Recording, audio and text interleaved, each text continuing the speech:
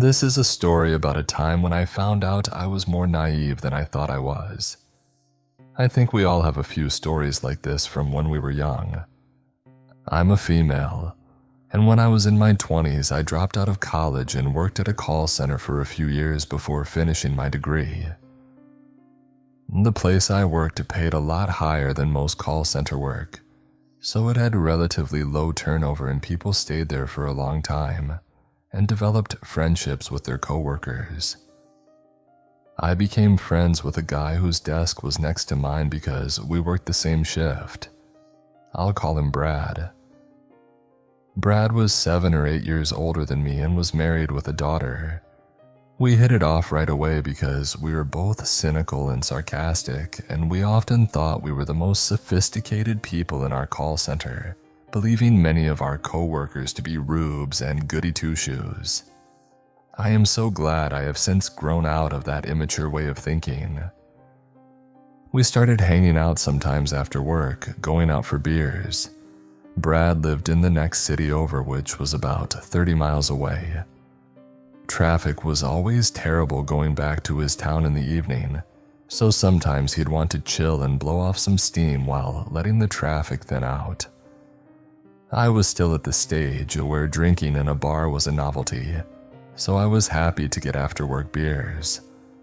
I was never attracted to Brad.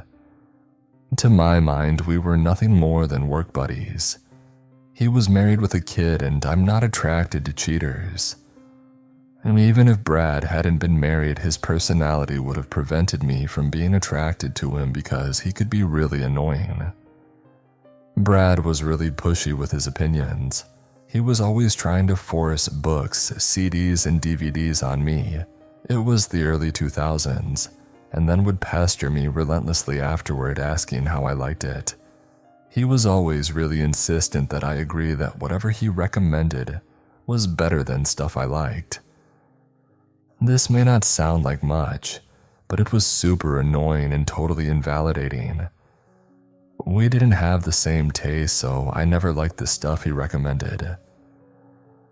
I quit accepting things from him after about the second time, but he would still try to force books and things on me, and he'd pout when I told him I wasn't interested in taking them. The only other time I've had people do this was when I was dating them, and I didn't like it then either. I eventually got fired for clocking in 1 minute late from lunch or breaking another of the pointlessly draconian call center rules. Brad took me out for beers the day I got fired, and I fully expected to never see him or any of my other call center coworkers again. A few weeks later, however, Brad texted me on a Saturday night to say he'd been out with friends in my town, and did I want to meet up for beers. I told him no, that I was in for the night. He texted me back that he'd just bought a 6-pack and was headed to my house. He knocked on my door about a minute later. I'm definitely not the type of person who appreciates unexpected visitors. I cursed the fact that I'd invited Brad to a party a few weeks earlier and given him my address. I couldn't see any way out of it, so I let him in and drank a few beers, while he prattled on about various coworkers that I was no longer interested in. When I started getting tired at about 10:30 and asked Brad to leave, he started pouting and whining that it was too early and he didn't want to go home yet. I basically had to push him out the door. I ghosted Brad after that. I would get texts periodically on Saturday nights that just said, "You home?" or worse, "I did a drive-by and it looks like your car is gone. You out? Want to meet up?" He even knocked on my door a few times when I was home, to which I hid until he was gone. He never did this stuff when we worked together. I didn't know why he was so interested now. I don't know why he was so presumptuous in thinking that showing up at my house was okay, other than that I was single and he assumed I wanted company. A year and a half after I'd quit working with Brad, I ran into him downtown. I'd been having lunch with friends and was walking back to my car when I spotted him sitting outside a cafe by himself. He waved me over and I ended up having a cup of coffee with him. He whined at me about ghosting him, and because I was so young and didn't know any better, the guilt trip worked. He talked me into letting him come over later with beers for a low-key hangout. Brad showed up later that evening with a six-pack and some crappy book that his friend had written that he said I just had to read. From the minute he got there, all he wanted to talk about was these coworkers at the call center who had had an affair and left their spouses for each other. This was the hot gossip I was missing out on since I no longer worked there. I honestly didn't care because I no longer worked there. But Brad wouldn't shut up about it. He analyzed it in great detail, speculating about all the different aspects of their relationship and how it affected their kids and their exes and all kinds of things that were none of my concern. I regretted letting him invite himself over. Somehow the word orgasm came up in our conversation. Brad took that opportunity to say, "Hey, when was the last time you had an orgasm that was given to you by someone else?" All of the air went out of the room. Now I understood why he wanted to come over to my house so badly. For some reason, I'd thought he wasn't that kind of person. Stupid me. "You need to leave," I said. "I screwed up," he replied. "I didn't mean anything by it, I was just wondering." "You need to leave," I repeated. "Oh, you're not really mad, are you?" he asked with a surprised look on his face. I walked to the front door and opened it. "Leave now. Don't call me, don't text me, don't show up here with beers, get out." He continued to stare at me incredulously. "Wow, you're actually mad." I just glared back at him. He shrugged and set his beer down. "Okay, boss." He walked slowly to the door, still with a disbelieving look on his face. Once he got over the threshold, he turned to look at me again and started to say something else. I shut the door in his face. He immediately called and left me a long voicemail which I didn't listen to, and continued on with periodic texts and voicemails in the following weeks, as well as an invitation to a Halloween party he and his wife were throwing. I would have blocked him, but this was before you could easily do that. I never spoke to him again, and when he later tried to friend me on social media, I blocked him. I know this isn't creepy in the same way being followed home by a stranger is creepy, and Brad didn't get aggressive and left when I asked him to, but it could have gone differently. He was in my house and nobody knew he was there. He'd invited himself over and showed up at my house for months even though I had ignored him. He didn't respect my boundaries when I asked him to stop contacting me, and I'm not a flirty person. I didn't lead him on or make him think I was interested in him other than having conversations about books and movies and stuff. I thought we were friends and he thought we were going to have an affair. I hope his wife left his dumb ass.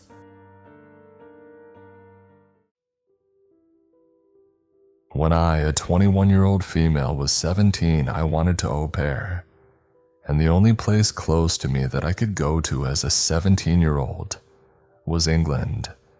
So I found this family, a mother with 2 kids, a boy and a girl. I messaged them and talked with the mother, and she seemed very interested and very nice. We set up a date for me to go, and that was that. When I got to the airport, I was very confused that they weren't there to pick me up. I messaged the mother to ask her where they were and if it would be long for them to get to me. She told me that she was on her way and was just stuck in traffic. I thought, okay, that's fair. She told me to go to the exit and wait. Then not long after, she told me that she was there and that she was in a blue car. I was looking around very confused, since I couldn't really see any blue car there. When I finally found it, some other woman than the one I had been talking to walked out of the car and towards me. The instant I made eye contact with the other woman, I got a long text from the woman I was supposed to work for.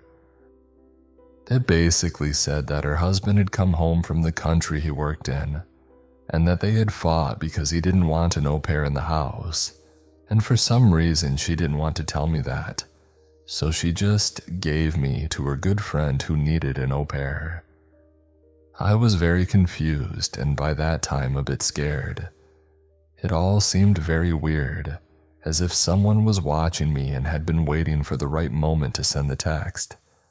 The woman seemed very friendly but was hurrying with taking my things and putting it in her car while talking to me. I am a bit nervous and non-confrontational by nature, so I didn't really know what to do or say other than just follow her in what she was doing. When it was all done, she told me that we should get going, and I told her that I wasn't really comfortable with it all. She told me that she understood, but that she really needed the help, and also only had 2 children at home. We had to move fast because of the place she was parked, so we got into the car and started driving out of the airport pickup spot. The second we started moving, I told her that I was very uncomfortable with this and really wanted to get out and stay at the airport. She seemed a bit upset by this and told me that sure, she could drop me off, but she had to get out of where we were because she could get a ticket for letting me out there or something. I don't know if this is true, just what she told me. We drove for a few minutes still on the airport grounds, and we stopped a bit away so I could get out and call my parents. I talked to them, sobbing the whole time. I noticed that while I was talking to them, the woman was inside her car talking to a woman. The one I had been talking to, I presume. I didn't understand the language, so I can't say what they were talking about. When I was done talking, I got into the car again, and I told her that I really want her to let me out, and she kept asking me if I was sure I didn't want to go into town with her, if I didn't want her to drop me off by the shopping center. I of course told her no, that I really want her to just let me out by the airport. She did, thankfully, and I went inside and talked with my parents. After this happened, I got some weird voice memos from her and 2 other people. I couldn't understand them, but it was very weird. My parents also tried contacting her and she blocked them both. If you don't know, a lot of au pairs are being treated very poorly, so for us to feel safe and secure and sure that we don't get cheated out of pay or working more than we are allowed, we have to sign a contract. Later on, I found out that the contract she had sent me was fake and not really binding. I don't know how, but it wasn't legitimate. Plus, her addresses she had sent me were also fake, and she apparently didn't live there either. I found out later on that the city I was in was a bit of a hot spot for trafficking. I didn't know this until after this had happened. A lot of very sketchy stuff. I might be overthinking this one, it might not be as bad as I think it was. But in the moment of it, I was sure something was going on. Edit. A lot of people seem to be confused as of why I got back into the car again. I'm sorry. We had driven a bit away from the airport to some hangars or whatever you call it, so I could get out of the car to call my parents. While I was out, I was only about 3 meters away from the car, and the door was still ajar so I could hear the woman speaking on the phone. When I got back in, she was still talking with her but hung up after a minute or so. She had the lady on speaker, so that's why I could hear her. I asked her to drive me back to the airport, and that was then she tried convincing me to let her drive me into the city, but I told her no.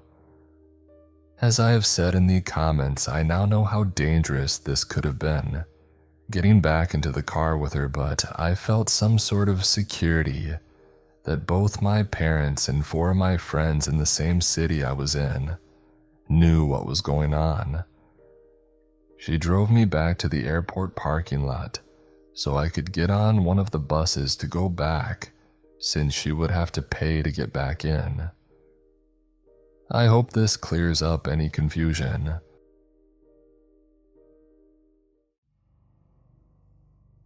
Before I begin, this guy has been fired and this whole story took place months and months ago. Alright, so I was hired to work at this auto shop as the front desk receptionist. My guy friend had worked there and had gotten me the job. I checked customers in, checked them out, answered phones, entered invoices, blah blah blah. Now at this time I got hired, I was freshly 15. I do in fact act mature for my age and all that, but I was still technically a child. I was also the only girl working there. Now, my two managers, let's call them Peter and Alvin. Peter was my main boss and he had a dry sense of humor, but he was cool to be around. Alvin was more openly humorous and he was just very pleasant in general. And then there was this third guy. I'll call him Chester because I hate that name. He was 40 with a girlfriend as well as a 13-year-old daughter. He was very, let's say, exuberant. Very loud, he was quite funny, but he was a dumbass too. It started off decent. He would tease me like a boy on the playground, like pull my hair, poke me, etc. Now I laid my rules down when I first worked there. I hate being touched. That's that. Now Chester would get as close to me as humanly possible and say, "I am not touching you, haha." It was annoying. I just laughed it off, although I felt uncomfortable. Then he started with the kind of sexual jokes. When we were alone up front, he would go on talking about his sex life and pop a bunch of sexual jokes. My brain was automatically like, this ain't right, and I just kind of put on my customer service voice whenever I was around to him. Then one day I baked the whole garage cookies. When I dropped them off, he came really close to me and sniffed me. "You smell good and your hair looks nice this way." What the hell? Nah, nope. Did not like that. When I went back to work, he was going on and on about the cookies I made. He said, "I know cookie is another term for something inappropriate, but I really like your cookies." Why even add that? And now my breaking point. He had started brushing his fingers against my leg when I'm sitting down, or just trying to flirt with me in general. When I came into work one day, he grabbed me into a hug and my mind blanked. He grabbed me into a hug so I couldn't escape. I pushed him back away from me. Alvin had rounded the corner and had seen that happen and he looked a little uneasy.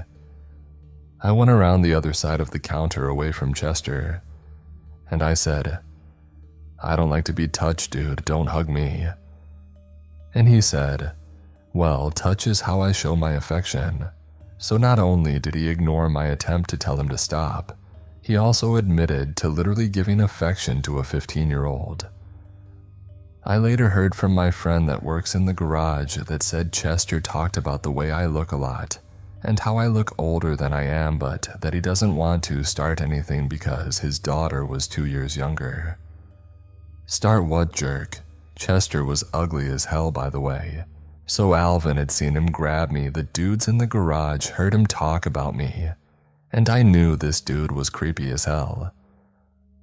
A guy in the garage, let's call him Steve, pulled Alvin aside and told him that he was worried for me. He told him what Chester has been saying and how he looks to be flirting with me. Before this point, Alvin had thought that he had been too overprotective because he had daughters himself, and maybe he was just having his father instinct. When Steve told him that, it basically confirmed his suspicions. Chester was gross. I ended up speaking to Alvin near the end of the day, asking to stay after to talk to him about something. We stayed after and I opened up to him about everything Chester had been doing. Alvin said that what I do is more important than the work he does. After that, I went home and felt nice that my bosses cared for me like a human and not just an employee. Peter, my boss, texted me to tell me that everything's going to be okay and that he will be handled. I ended up meeting with Peter's dad, who was the big boss, to tell him everything. It was very much, we've known Chester for a long time, etc., etc. But Big Boss is a good man, he trusted my word more. I told him everything, and he has camera recording of Chester grabbing me. Chester was fired. Creepy ass dude. The most traumatic thing to me was how Chester talked about me in the garage, like some kind of sex object. It was disgusting, and then going back to the fact that he is 40 and I am just 2 years older than his daughter. It's disgusting. I'm sure that if I wasn't such a confident person, he would have taken advantage of me. He was very much acting like a predator, and I'm very glad he is no longer a part of the establishment. Guys, teach your daughters to speak the hell up when people make her uncomfortable. Even the little things like weird jokes turn into something bigger. That's how it is for young women nowadays. Always enforce your boundaries and never ever let a guy get away with being a creep. Edit. As another thing I'm adding here is that he was very friendly. He's the type of guy that made customers blush and would make your parents feel comfortable with the smooth talk. Child grooming isn't always straight up sexual advances right away. They try to get you to trust them, be their friend, and then force you into things. Be careful, ladies, gentlemen, and everyone in between.